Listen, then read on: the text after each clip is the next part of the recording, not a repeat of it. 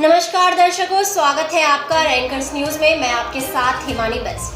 दर्शकों, आज के कार्यक्रम में हमारे साथ एक बार फिर मौजूद है डॉक्टर तेजस्वी पटेल, जो कि गुजरात की भारतीय जनता पार्टी की एक वरिष्ठ महिला नेता है। तो मैम, आपका बहुत बहुत स्वागत है हमारे कार्यक्रम में। Thank you. दोबारा मौका दिया आपने हमारे साथ चर्चा करने का और अपना कीमती वक्त दिया है, उसके लिए धन्यवाद मैं करना चाहूँगी आपका।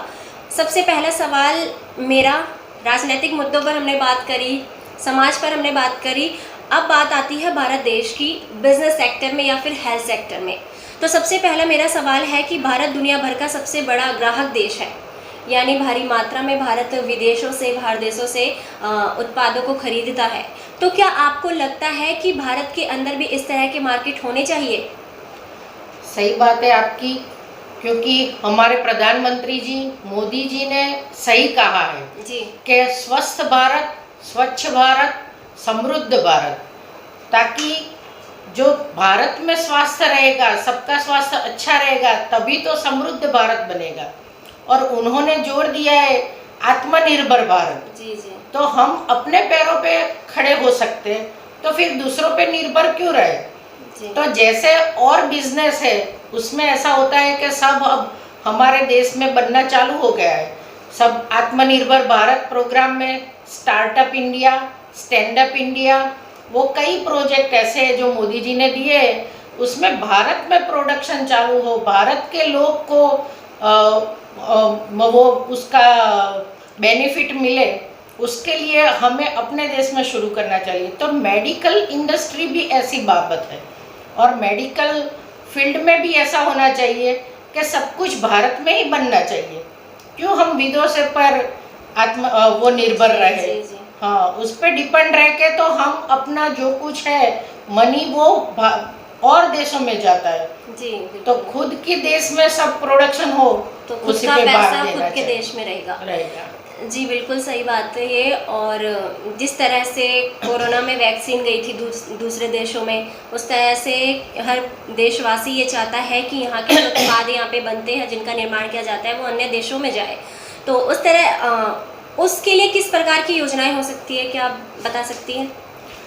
दोनों में है। जी मेडिकल स्टूडेंट में भी ऐसा है जी कि हमारे देश के स्टूडेंट्स पढ़ के फिर बाद में फॉरेन चले जाते जी हैं जी और वहाँ प्रैक्टिस करते हैं। तो हमारा जो बुद्धि धन है उसका यूज कोई और लोग कर रहे जी। हैं, तैयार यहाँ होते और लोग कर रहे हैं। तो क्यों ना हम यहाँ ही सब कुछ डेवलप करें, बिल्कुल। ताकि डॉक्टर्स वगैरह पैरामेडिकल स्टाफ, डेंटिस्ट, फार्मासिस्ट, कई लोग फॉरेन चले जाते हैं। तो हम उस सबका यहाँ समावेश करें। तो वैसे मोदी जी ने आने के बाद कई सारी सीटें मेडिकल में इंक्रीज की है। तो मेडिकल सीटें भी बढ़ी है, डॉक्टर्स भी बढ़े हैं। तो क्यों ना छोटे छोटे इक्विपमेंट भी यहाँ बनाया जाए, जैसे कि कोई इंजेक्शन हो, वैक्सीन्स हो, इक्विपमेंट हो, सब सब जो यूज़ बड़े बड़े प्रोजेक्ट में होते हैं वो सब CT scan machine, MRI machine, सब डायलिसिस सेंटर, वेंटिलेटर जो सबसे ज़्यादा कोरोना में ज़रूरत पड़ी, जी तो सब उत्पादन हमारे देश में होगा। तो उसके लिए उनकी बाई प्रोडक्ट जो चीज़ होती है उनकी ज़रूरत पड़ती है। जी तो जो काचा माल जिसको बोला जाता है उसकी भी ज़रूरत पड़ेगी, तो उसका भी मार्केट बढ़ेगा। तो बेचने का भी मार्केट बढ़ेगा, खरीदने वाले का भी मार्केट बढ़ेगा, और सबसे जो ज़रूरी बात होगी वो हमारे देश में सबकी ट्रीटमेंट होगी। तो थोड़ा मुनाफा भी मिलेगा, जो बाहर जाके जो मिलता है उससे ज़्यादा अपने देश में ही रहे, और रोजगारी इतनी बढ़ेगी सभी फील्ड में, जी सब मार्केट में, कि उसका भी मसला हल हो जाएगा।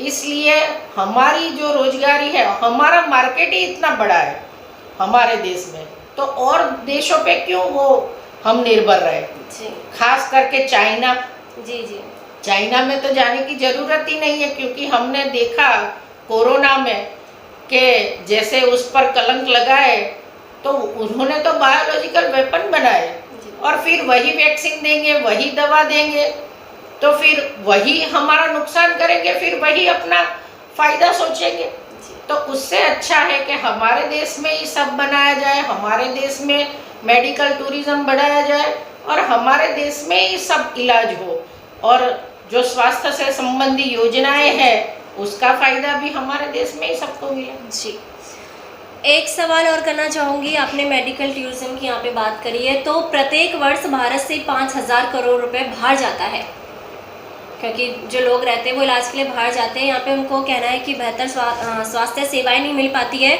यदि हम बात करें ग्लोबल टॉप 5 स्टैंडर्ड हॉस्पिटल की, क्या आपको लगता है भारत के अंदर भी टॉप 5 स्टैंडर्ड ग्लोबल के जो है वो स्थापित होने चाहिए?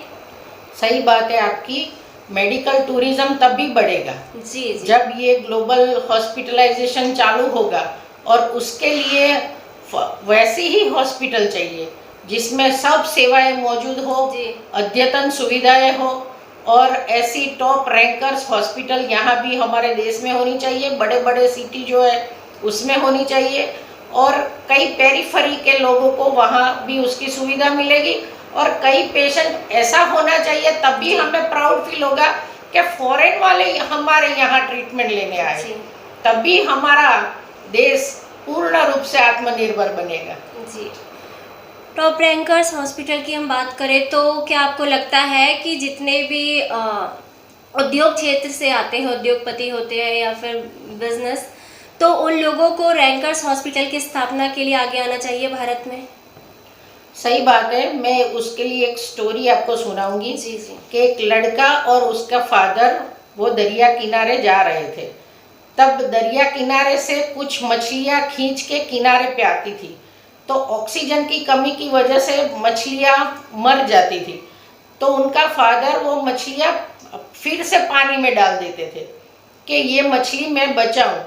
लेकिन उनके बेटे को अचरज लगा कि इतना सारा दरिया, इतनी सारी मछलियाँ, करोड़ों अब्बजों की संख्या, उसमें थोड़ी बहुत मर जाए तो भी क्या बात है। तो फादर, आप क्यों खामखा इतनी तसदी लेते हो और ये मछलियाँ फिर से पानी में डालते हो? तो फादर ने बोला, बेटा हमें कोई फर्क नहीं पड़ता, लेकिन जो मछली बच जाती है, जो वापस जाती है, जिसको जीवन मिलता है, उसको बहुत फर्क पड़ता है। जी जी।